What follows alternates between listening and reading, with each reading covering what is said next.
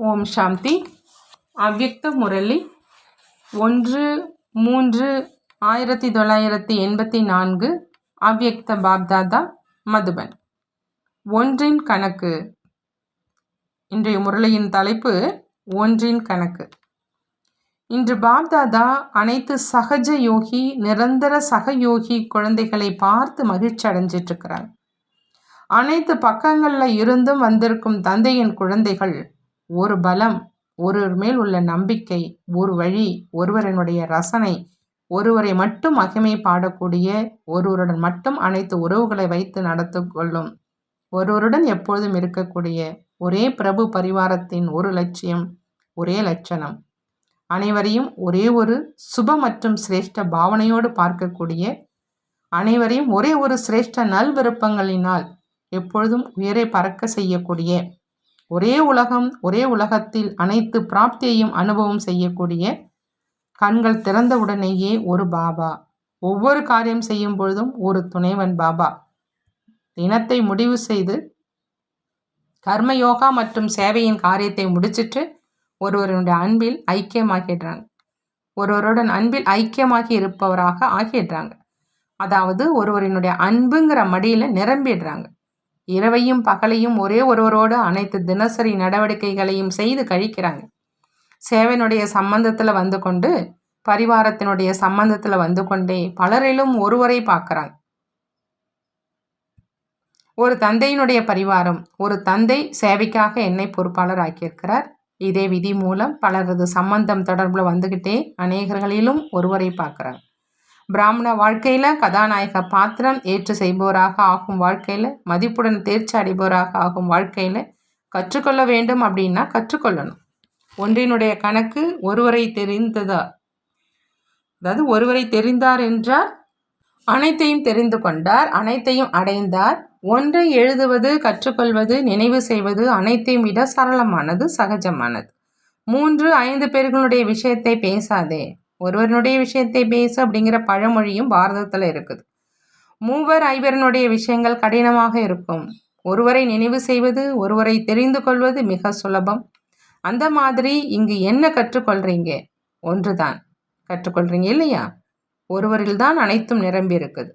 ஆகினால பாப்தாதாவும் ஒருவருடைய சகஜ வழியை தான் கூறுகிறார். ஒருவரினுடைய மகத்துவத்தை தெரிஞ்சுக்கிங்க மற்றும் மகான் ஆகுங்க. அனைத்து விஸ்தாரமும் ஒன்றில் நிரம்பி இருக்கு. அனைத்து ஞானமும் வந்துடுச்சு இல்லையா? இரட்டை வெளிநாட்டினரோ ஒருவரை நல்ல முறையில் தெரிஞ்சுக்கிட்டாங்க இல்லையா? நல்லது. இன்று வந்திருக்கும் குழந்தைகளுக்கு மரியாதை கொடுப்பதற்காக, வரவேற்பு செய்வதற்காக மட்டும் ஒருவரின் கணக்கை கூறிட்டோம் அப்படின்னு பாபா சொல்கிறாங்க. இன்று பாப்தாதா சந்திப்பதற்காக மட்டும் வந்திருக்கிறார். இருந்தும் இன்று மற்றும் நேற்று வந்திருக்கும் குழந்தைகளுக்காக கொஞ்சம் சொல்லிட்டோம். அன்பின் காரணமாக எப்படி கடுமையான முயற்சி செய்து வருவதற்கான வழியை கையாளுறாங்க அப்படின்னு பாப்தாதா தெரிஞ்சிருக்கிறாங்க. கடும் உழைப்பின் மீது தந்தையினுடைய பல கோடி மடங்கு அன்பு குழந்தைகள் மேல் இருக்குது. ஆகினால தந்தையும் அன்பு மற்றும் பொன்னான வாக்கியங்கள் மூலம் அனைத்து குழந்தைகளை வரவேற்பு செய்கிறாங்க. நல்லது. அனைத்து புறங்களிலும் உள்ள அன்பில் மூழ்கி இருக்கும் குழந்தைகளுக்கு, அனைத்து அன்பில் மூழ்கி இருக்கக்கூடிய மனதால் அன்புக்குரிய குழந்தைகளுக்கு, எப்பொழுதும் ஒரு தந்தையினுடைய பாடலை பாடக்கூடிய குழந்தைகளுக்கு, அன்பினுடைய உறவை வைத்து நடந்து கொள்ளக்கூடிய துணைவர்களாக இருக்கும் குழந்தைகளுக்கு பாப்தாதாவினுடைய அன்பு நினைவுகள் மற்றும் நமஸ்காரம் செய்கிறாங்க. நாமும் நம்மளுடைய பாப்தாதாவுக்கு அன்பு நினைவுகள் மற்றும் நமஸ்காரம் செய்வோம். வரதானம். சாரத்தில் கொண்டு வருவதற்கான சக்தி மூலமாக ஒரு நொடியில் முற்றுப்புள்ளி இடக்கூடிய பற்றுதலை வென்று நினைவு சொரூபமானவராக ஆகுக. பற்றுதலை வென்று நினைவு சொரூபமாக ஆகணும் அப்படின்னா பாபா சொல்கிறாங்க, சாரத்தில் கொண்டு வருவதற்கான சக்தி மூலமாக ஒரு நொடியில் முற்றுப்புள்ளி வைக்கணும்.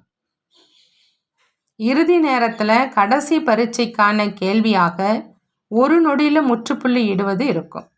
வேறு எதுவுமே நினைவில் வரக்கூடாது. தந்தை மற்றும் நான், அவ்வளோதான். மூன்றாவதாக எந்த விஷயமுமே இல்லை.